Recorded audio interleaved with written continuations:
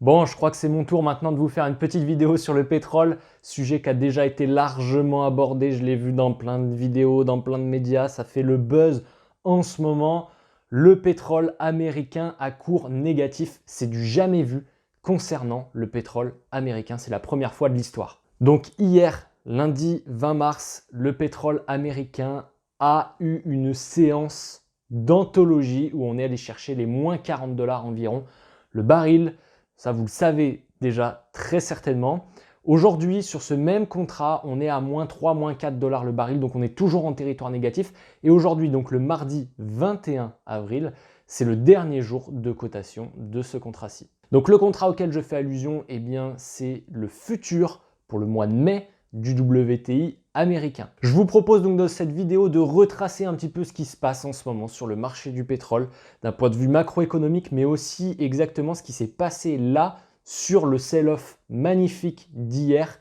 Pourquoi on a eu des prix négatifs, pourquoi hier et pas il y a une semaine, et on essaiera aussi de voir quels sont les impacts sur déjà le contrat du mois de juin, donc la prochaine échéance concernant le pétrole américain, et aussi concernant l'économie américaine et mondiale. Rien que ça. Bon, déjà, premier point assez facile. Pourquoi est-ce que le pétrole est dans une tendance baissière en ce moment? On a deux facteurs. L'offre de pétrole qui en ce moment est très très forte. On a les États-Unis qui produisent 13 millions de barils par jour environ, l'Arabie Saoudite entre 12 et 13 millions de barils jour, la Russie 10 millions de barils jour.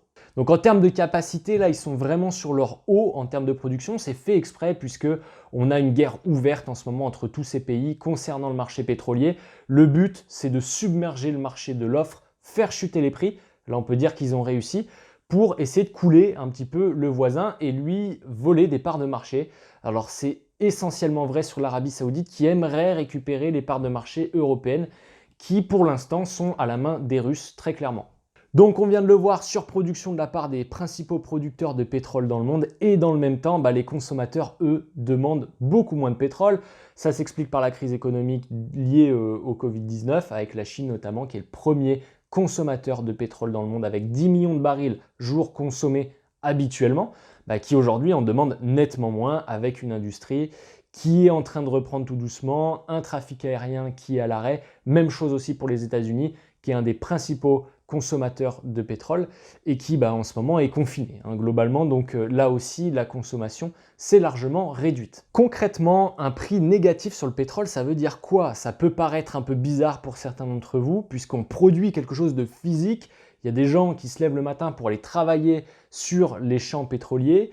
Il y a de la valeur qui est créée et pour autant, ça s'échange à prix négatif. Donc c'est évidemment extrêmement surprenant. C'est pas la première fois qu'on a une matière première qui s'échange à prix négatif. Pour autant, c'était souvent sur des très petits marchés locaux et c'est déjà arrivé aussi sur le marché du gaz. C'était en 2004 ou 2006, je me souviens plus trop, faudra vérifier ça.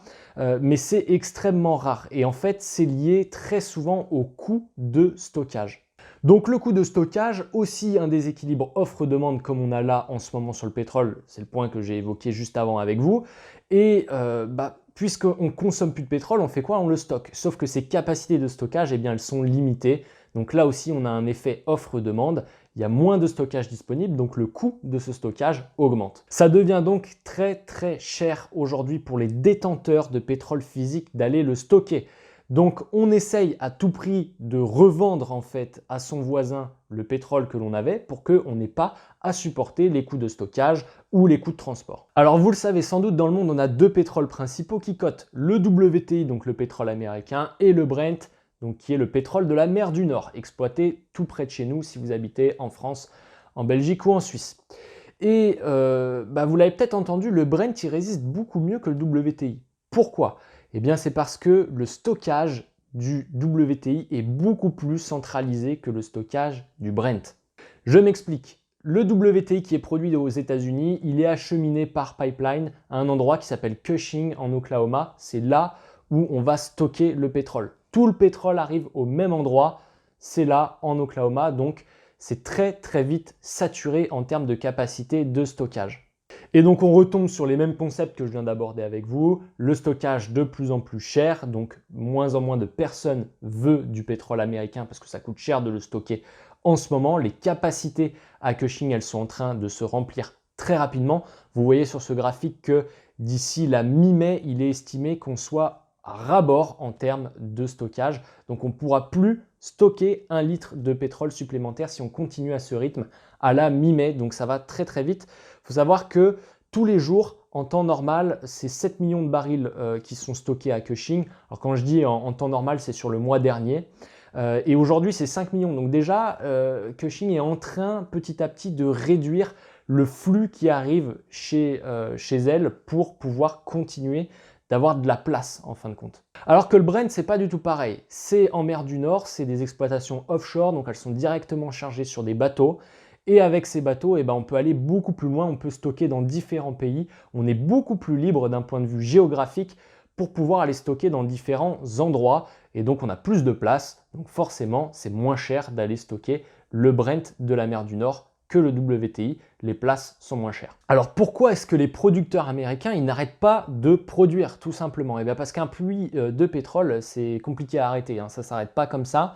Vous êtes toujours obligé, il y a toujours une pression en fait dans le puits de pétrole, donc ça sort toujours des barils en permanence.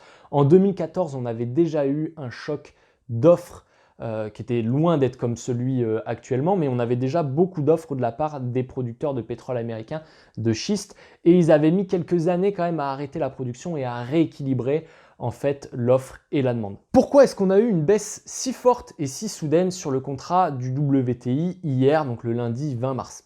C'est pas nouveau, on vient de le voir ensemble, il y a un déséquilibrage offre-demande, ça date pas d'hier, c'est évidemment plutôt assez récent dans ses proportions, mais ça n'explique pas le fait qu'en une seule journée, on a eu ce décrochage aussi violent. Alors il y a plusieurs raisons en fin de compte. Déjà, on était très proche de l'échéance du contrat du mois de mai, donc ça explique le fait qu'il y ait des gens qui aient voulu en fait se dégager de ces contrats pour éviter d'être livrés du pétrole. Puisque en fait, le jour où le contrat arrête de côté, on prend le dernier détenteur du contrat, le producteur de pétrole, il l'appelle et il lui dit « Bon, où est-ce que tu veux que je te livre les barils? Où est-ce que je les pose ?» Si vous êtes le dernier donc à avoir eu le contrat dans les mains, c'est à vous que la responsabilité du stockage et du transport va revenir. Donc évidemment, plus on s'approche de l'échéance et plus il y a de la tension sur les investisseurs qui ne veulent pas être livrés à la fin du collatéral. Donc eux, ils cherchent à s'en débarrasser. Voilà, donc c'est exactement ce qui s'est passé hier. Bloomberg nous informe qu'il y a un fonds américain qui s'appelle USO qui est responsable en fait d'un ETF sur le pétrole américain qui détenait 25% des contrats sur le WTI échéance mai, et eux ils sont sortis de ce contrat-là pour aller se placer sur le contrat du mois de juin. Il est estimé aujourd'hui qu'ils ont environ 30% des positions ouvertes sur le mois de juin. Et donc eux, ils sont sortis de manière assez massive puisque leur but, c'est pas du tout de se faire livrer du pétrole. Évidemment, ce qui les intéresse, c'est la performance financière du pétrole pour la répercuter donc sur leur ETF et à leurs clients. Alors, qu'est-ce qui va se passer maintenant pour le WTI et pour le Brent au mois de juin? Qu'est-ce qui va se passer sur les contrats juin? Vraisemblablement la même chose si les choses ne changent pas. Si les capacités de stockage sont toujours autant saturées, on voit mal comment on pourrait y échapper aussi pour le contrat juin. On a vu précédemment sur le graphique que d'ici la mi-mai, la capacité de stockage aux États-Unis devrait être totalement saturée.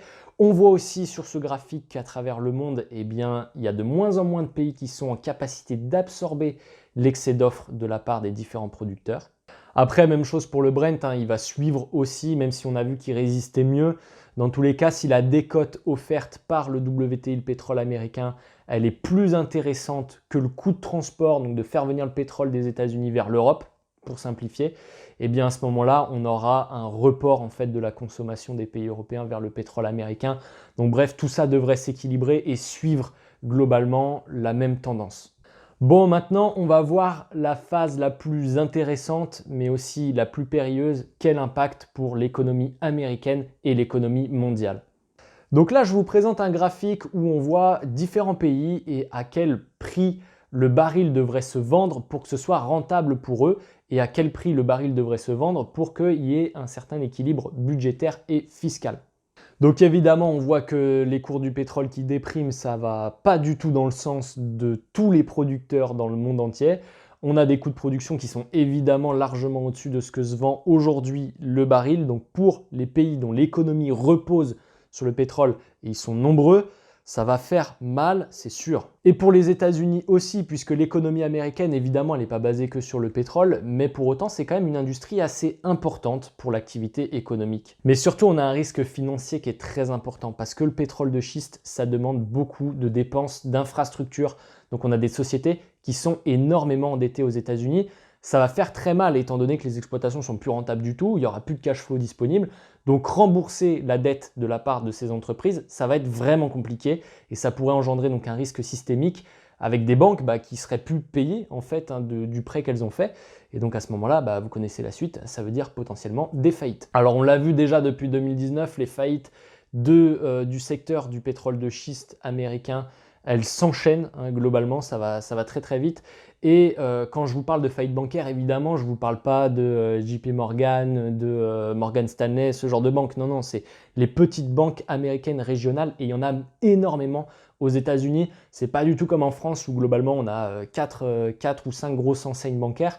Là, il y a beaucoup de petites banques régionales qui sont très liées à l'activité justement de leur région.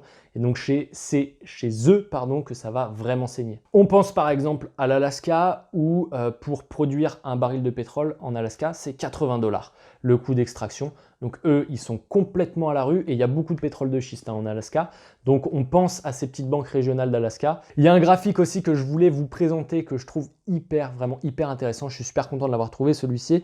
En fait, c'est un graphe qui vous présente selon le cours du baril. Par exemple, si on voit la ligne rouge, le baril à 10 $, eh bien, quel est le risque de faillite en fait de la part des producteurs de pétrole. Donc là, on voit que d'ici 2021, ce serait 730 sociétés qui feraient faillite aux États-Unis. Donc c'est vraiment saisissant puisque là, on est globalement à 10 $. Là, sur le contrat du mois de juin, on est à 16 $ en ce moment sur le WTI. Donc on va dire, si on lisse tout ça, qu'on est entre 10 et 15 $. Voilà. Donc ça ferait 730 faillites en 2021. Alors, il faut savoir quand même que l'exploitation de pétrole aux États-Unis, toute la chaîne de valeur, donc c'est-à-dire les producteurs, mais aussi ceux qui cherchent le pétrole, donc les compagnies d'exploration, elles doivent 86 milliards de dollars entre 2020 et 2024. Donc sur les 4 prochaines années, c'est 86 milliards de dollars qu'elles doivent sortir pour aller rembourser leurs prêts. Les entreprises qui détiennent et qui gèrent les pipelines, eux, c'est 123 milliards de dollars qu'ils doivent sur la même période entre 2020 et 2024. Alors j'ai déjà eu la question par email sur des commentaires de vidéos. Qu'est-ce qu'il faut faire sur le pétrole? Où est-ce qu'on peut prendre un achat, une vente? Qu'est-ce qu'on fait? Ça bouge dans tous les sens. Je veux en faire partie, je veux faire de l'argent, il y a de l'argent à faire. Bon, c'est la partie qui peut peut-être choquer quelques-uns, mais effectivement, quand on est sur les marchés financiers, on réfléchit un petit peu comme ça. Moi, ma réponse pour l'instant, elle est très simple. Rien, ne faites rien, puisque l'action, elle est déjà passée, il faut l'accepter. On n'était pas forcément dans l'action. Et d'un côté, tant mieux, puisque pour la petite anecdote, il y a un trader à Singapour qui a perdu 800 millions de dollars sur une seule position sur le pétrole. Alors, il a essayé de la planquer, ça a perte, mais ça n'a pas marché, la banque l'a découvert. Voilà, donc des fois, on peut être dans le bon sens, des fois dans le mauvais sens. Dans ce type de mouvement, moi, je suis juste content de ne pas y être du tout. Le pétrole, c'est un marché qui est très difficile à appréhender, c'est un des plus compliqués. On a de la politique, de la géopolitique qui se mêle à tout ça.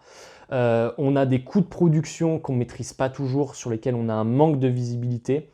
On voit à travers USO par exemple que c'est un marché qui peut être extrêmement centralisé. Donc il y a beaucoup de facettes en fait de ce marché-là qu'on ne voit pas, qu'on ne maîtrise pas si on n'est pas sur place. Donc très franchement dans cet environnement, restez loin de ce marché, moi ce serait mon conseil. Surtout que si vous voulez jouer par exemple la baisse du contrat juin, vous allez prendre un produit dérivé dessus, on va vous le vendre une blinde. Parce que les gens, ils sont pas bêtes, les financiers, ils sont pas bêtes. Le risque de baisse, il est évidemment très important. La volatilité sur le pétrole en ce moment, elle est extrêmement forte. Donc, ça fait que le prix des produits, il explose en ce moment. Donc, si vous voulez jouer la baisse du pétrole pour juin, il a intérêt à baisser vraiment méchamment pour que ce soit rentable pour vous. Surtout qu'en plus, on peut avoir aussi des suspensions de cotation de la part des émetteurs. Je l'ai déjà vu plusieurs fois dans des phases de grande volatilité. Ça pourrait tout à fait réarriver. Voilà, en tout cas, j'espère que cette vidéo vous a plu. Ça éclaircit quelques points peut-être pour vous. Il y avait des choses simples, des choses un peu plus complexes. J'essaie d'en faire pour tout le monde.